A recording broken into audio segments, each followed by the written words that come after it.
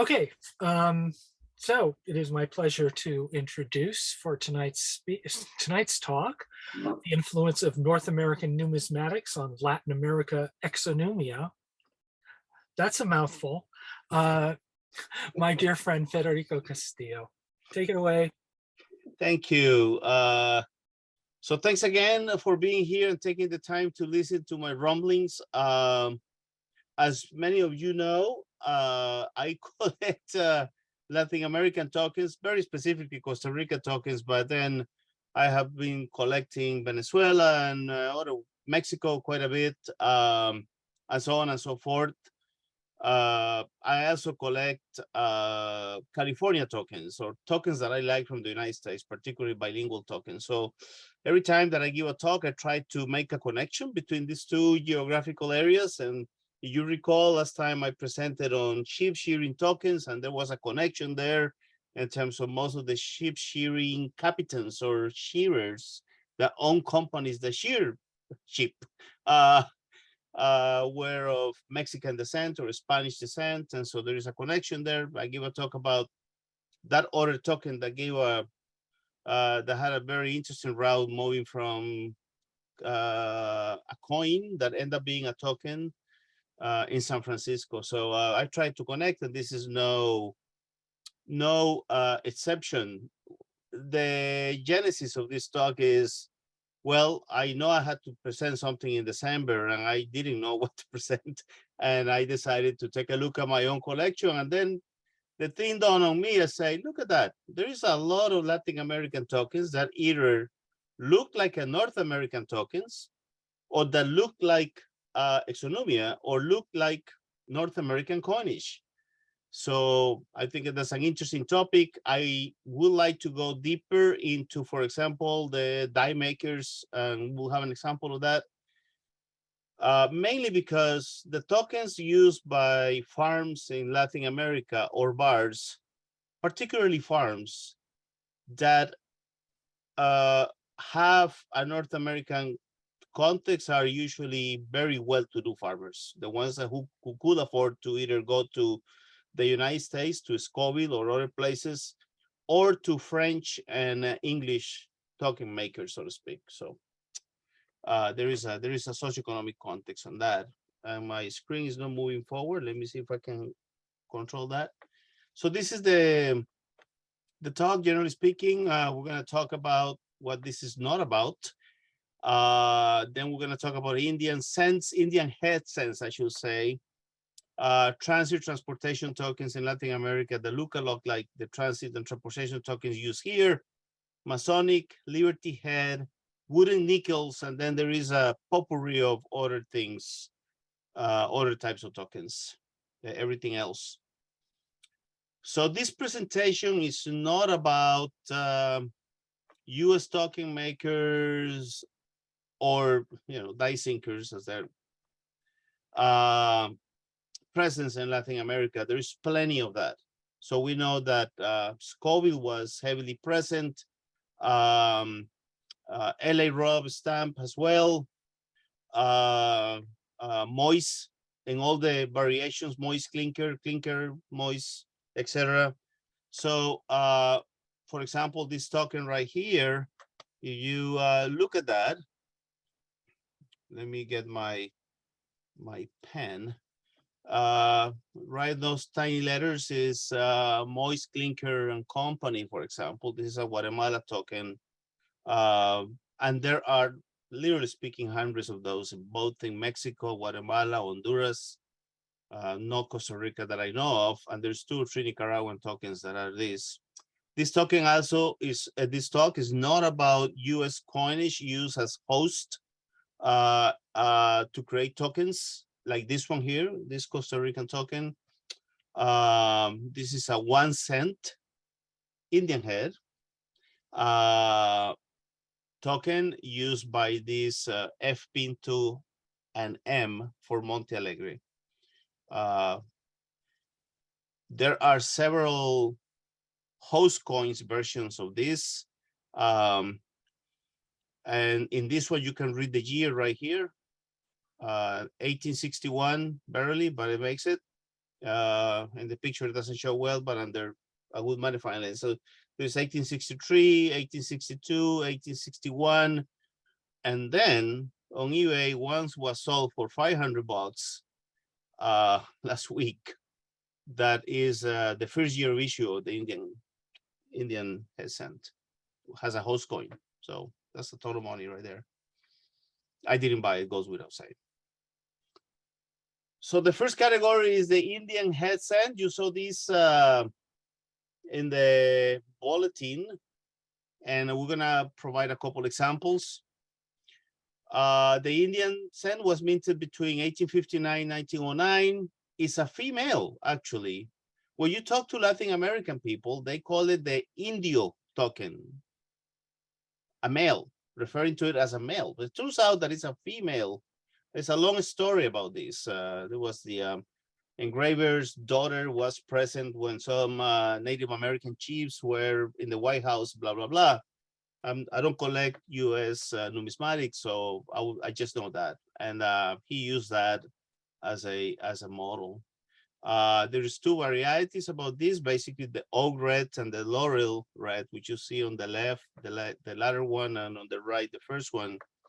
And that's the story. That's all I have to say about the Indian head cent. But so is the daughter of James Barton Lagrange, who Longclair, who used that, who was used as a model, but it wasn't intended to be the goddess Liberty here.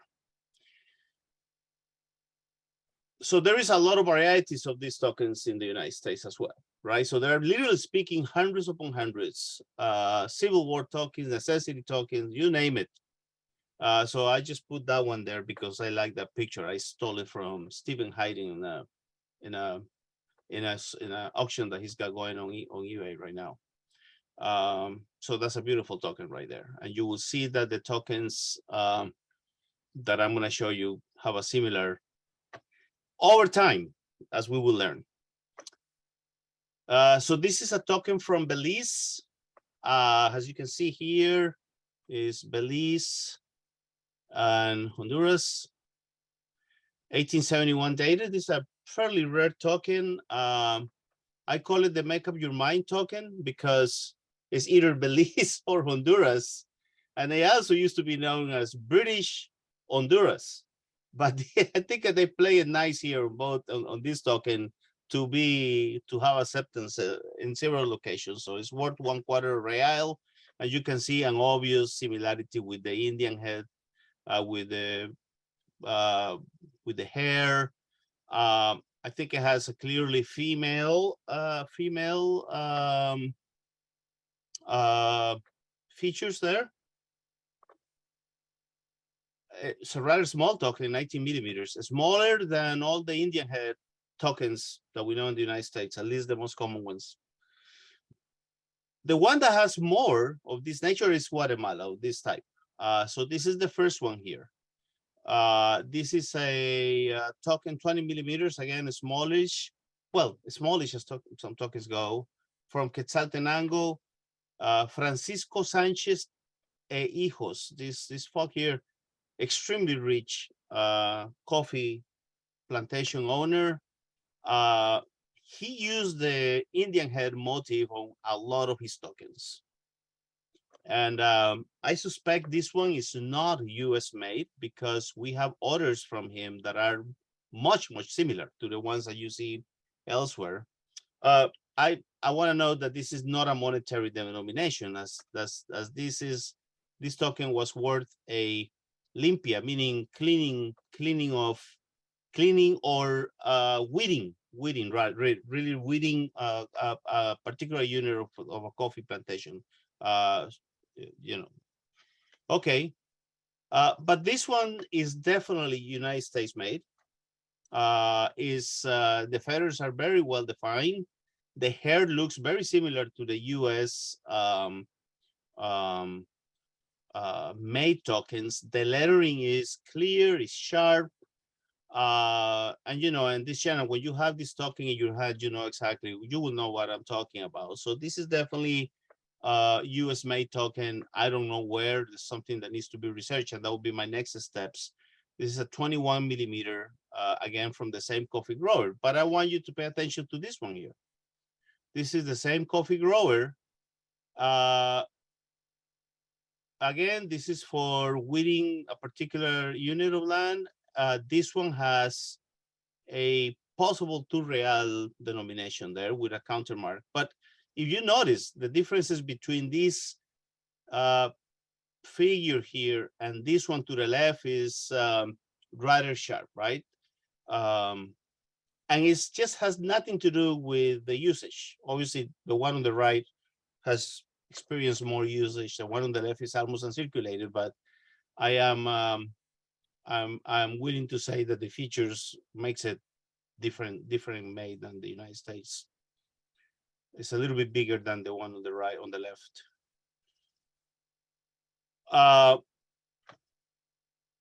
This one here is a very interesting token because it has two features.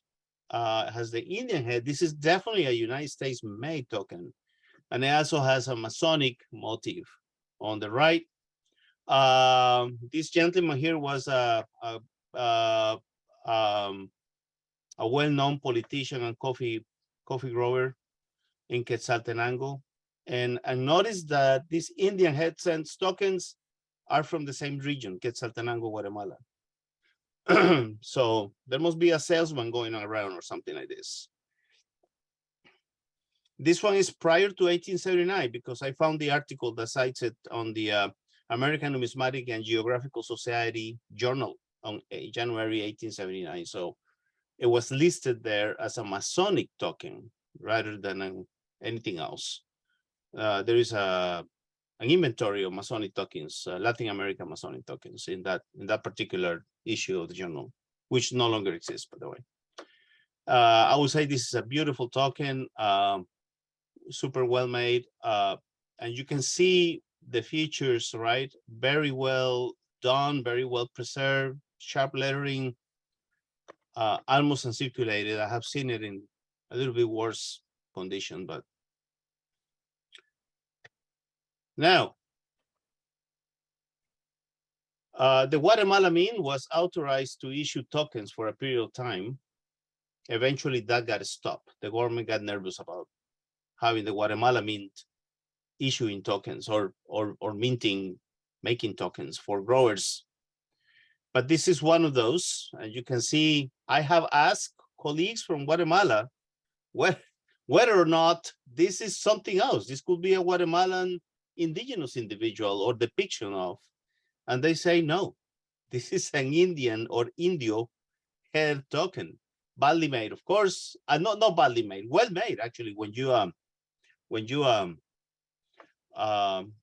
it in your hand, it's just that the Indian depiction was not particularly well done. This is for Manuel Lisandro Varillas, president of Guatemala for a little bit, super rich. This guy has so many tokens, Guatemala tokens, that you start wondering if he owned all the coffee in Guatemala, which he didn't, but he's got a lot of tokens. Very well made, and some moist made tokens, moist clinker.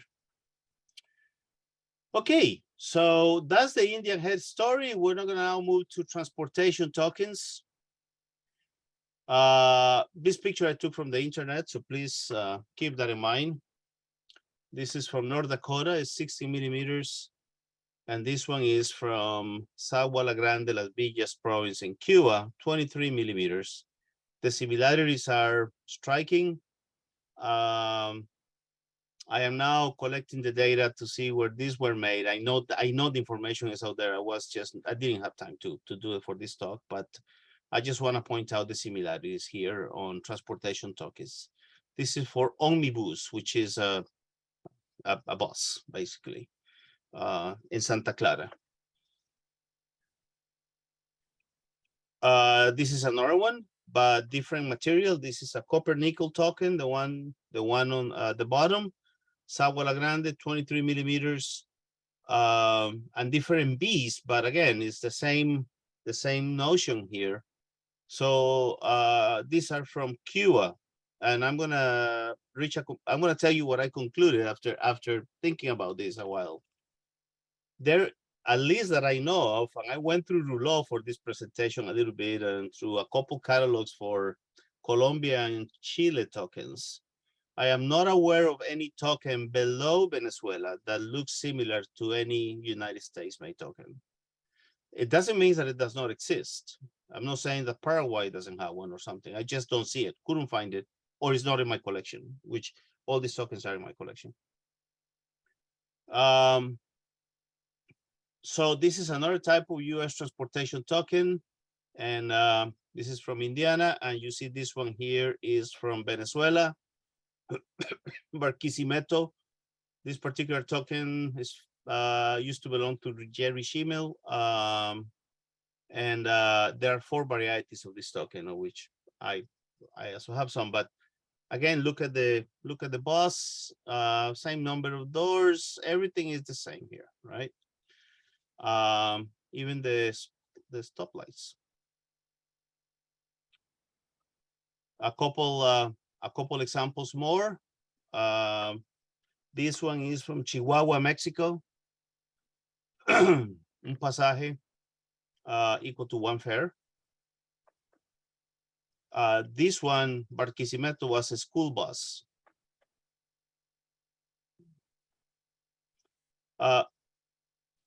The next category is Masonic tokens. Now, in Masonic tokens, if you look for Masonic tokens in the United States, is tons of varieties, tokens. I'm talking tokens, no medals.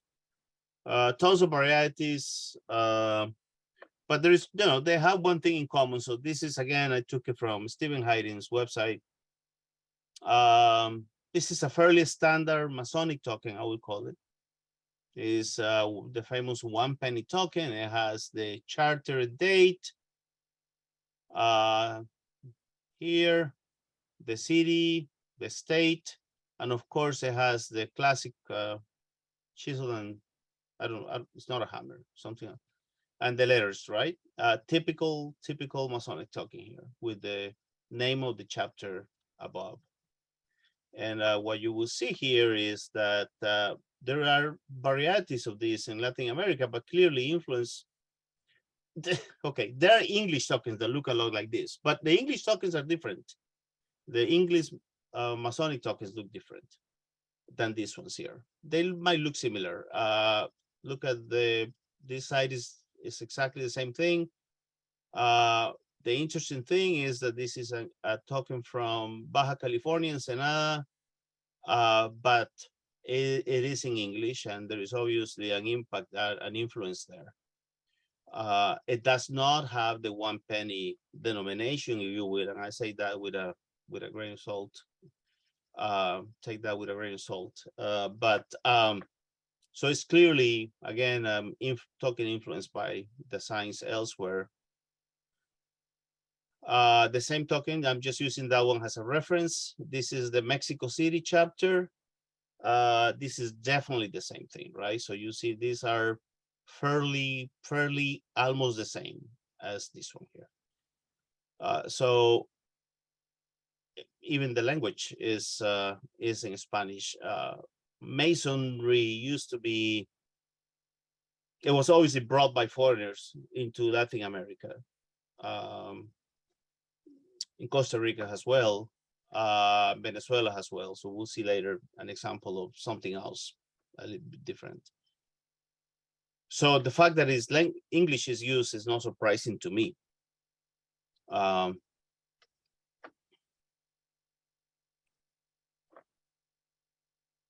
The reason I wanted to show this is because, again, the influence is only on this side.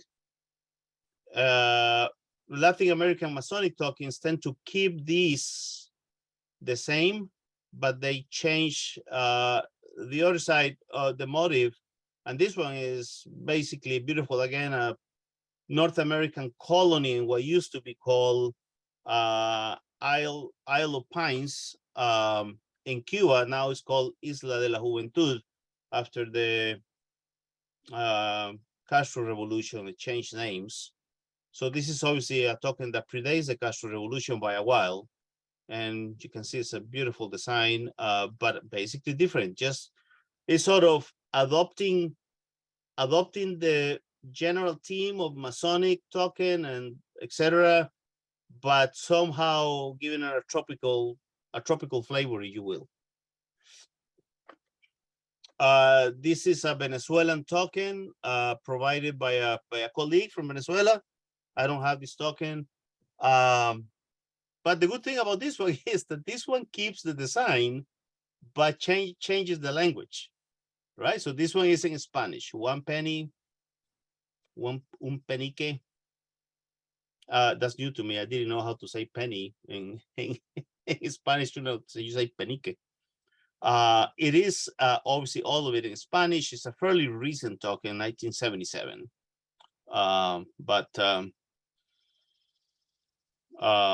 Yeah. Okay. And obviously, oops, sorry. Let me see if I can. Venezuela, Caracas. The second one that I have seen, and I only have two samples of this, is the Liberty Head nickel token motif or pictorial motif. So I'm not going to dwell too long on the nickel here, but this was struck between 1883 and 1912. This is a Liberty Head, if you will. It didn't have enough room to finish the word in Spanish, libertad, but it's right there. It is a denomination of 2 reales, more likely. And I believe that this is from Costa Rica, but I think it is, basically. Yes, I would say it's from Costa Rica. It's very, very rare. You rarely see this token. In fact, I know 2 specimens, but not to say that there is no 200 specimens. At least I haven't seen them. And the only thing that we have going is a picture with the name of the farm here, and we know the owner of this particular farm was North American, so we believe that it is from Costa Rica. But again, we don't know. The second token that I have to share with you is this one here. This is actually a shell card for a pharmacy, Botica Francesa in Costa Rica. The problem that I have with this token here is the date. So it says 1870. This is actually at the Smithsonian collection. This picture I took it. Bill Hyder provided to me on the book that he published. I forgot the co-author, but or no, actually, I think he was in charge of production or something like this. And this picture is right there in that book. But if the Goddess of Liberty or the Liberty Head was struck starting in 1883, and this thing has an 1870, obviously there is some other influence going on there, unless 1870 is the date of establishment of the company, which is not necessarily the same as date of issue. So I don't know that, but I just think that that's a little bit, that's food for thought right there. And then now we're reaching almost the end here. Wooden nickels, very, very, very. I didn't know wooden nickels were so widely used in Latin America until I start getting some on my own, mostly Mexico. So I don't have. I know of 1 Cuban wooden nickel, but I don't know of any other wooden nickel in any other country. And again, it doesn't mean that it doesn't exist. It just means that I have not seen it. This is Mexico City. It's not worth a nickel. It's worth 250 or 1250 pesos for a meal at a restaurant in Mexico City. But you can see, obviously, right? So we have wooden nickel on one side in English, and there you have it. And you have, of course, the name of Mexico in English as well. So I don't know who the target group there was to use this, but I find this other one even more interesting. This is, again, this keeps the language, tries to keep the topic, but totally Mexican oriented. So you have un cinco de madera, which is exactly what wooden nickel means, un cinco de madera. But it depicts the god of winds, the Aztec god of winds, Elecatl, and is in reference to the 1968 Olympic Games. So again, this is obviously very influenced from the United States in terms of the wooden nickel motif, but totally adapted to be very Mexican, using Aztec gods for an event that was very, very important. The 1968 Olympics. It's the 1968 Olympics. If you collect medals and you like Mexican medals, you will fall in love with the beautiful medals that were minted for the Mexican Olympics, both private and by the Mexican government and by the Olympic committees from all over the world, by the way. So beautiful. Again, another Mexican. This is Sonora, Mexico. Wooden nickel, totally. You know, this is not even like any Mexican motif here. This is totally North American, and this is for I believe a brothel bar in Agua Prieta, Sonora, Mexico. And the last one that I have in wooden nickels is this guy, totally Mexican topic or Latinx topic.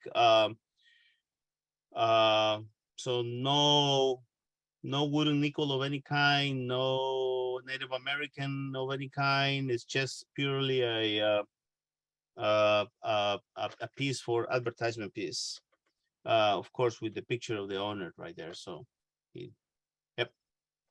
Then now we go to the everything else category. Of course, in case pennies, this is in case C, 5 cents Mexican. And obviously, again, I don't see many of these ones. I don't know of any other country. This is the only in case penny I know. It doesn't mean that that's not out there, but I went through quite a few of the catalogs that I have for the presentation. I just didn't see any. Anything else. This is the only one that I know. This is not for mezcal, it's for tequila, Michael, but who knows? This is good. Maybe not, but this is something interesting here.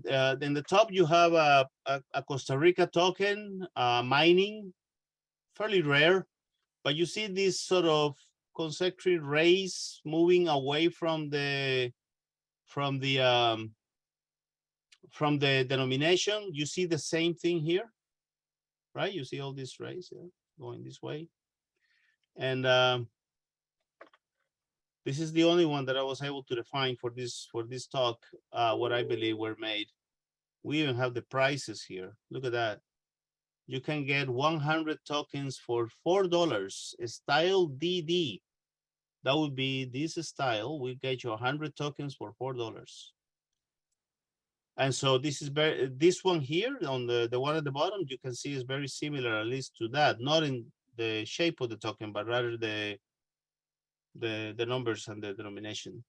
There are 2 companies that use this style. But so I don't know if it is this one or the other one. I forgot to actually paste the other graph that I have for the other company here, both one in Philadelphia and the other one in Massachusetts. This one is in English. This is for a sugar plantation in Cuba, and this is for a mine. The owner, Minor Keith, of fame from the other talk that I gave the other day in terms of the Standard Fruit Company and all the banana tokens that we have in Central America. Finally, we have the famous UPay tokens. These are advertisement pieces. People have fun at bars, mostly bars, but this is not for a bar. This is for a stationery, and this was always an advertisement token.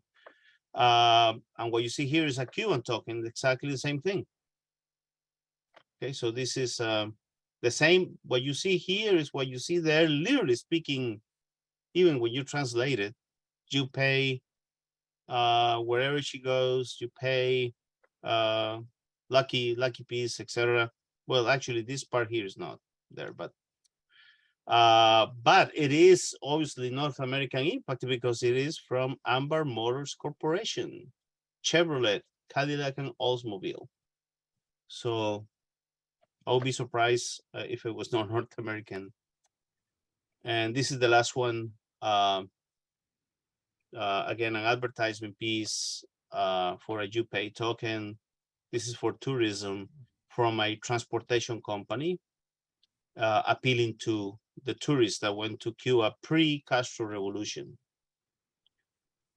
Hey, Federico, Yes, just a question. There's a raised dot on the one side, and I've seen tokens called spinner tokens, where you literally spin it around. And is that the idea with this? Wherever the arrow points, that's who pays?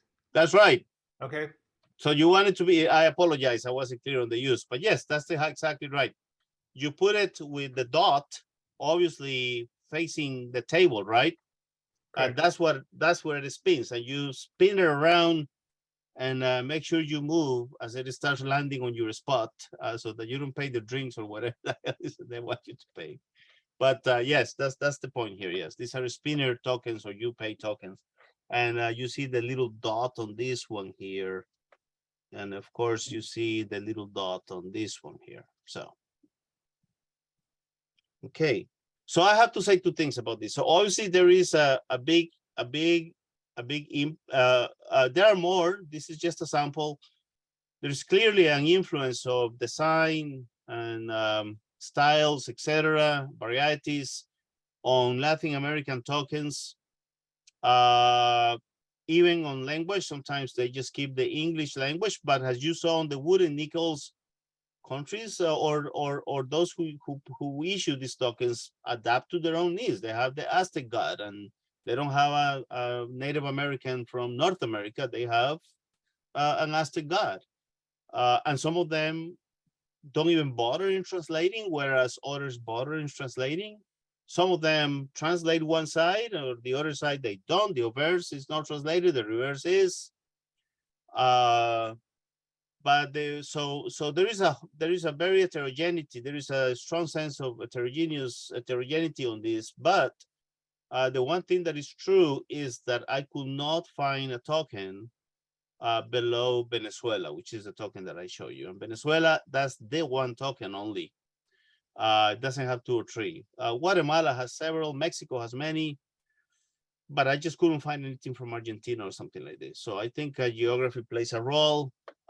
We know, and I was going to bring that, but I have a photo of a salesman for Clinker and Company saying in a Guatemalan newspaper that I will be in the hotel so-and-so for the next 2 weeks. Come over. I'm taking orders. So obviously, right, there's an impact right there, but we don't know.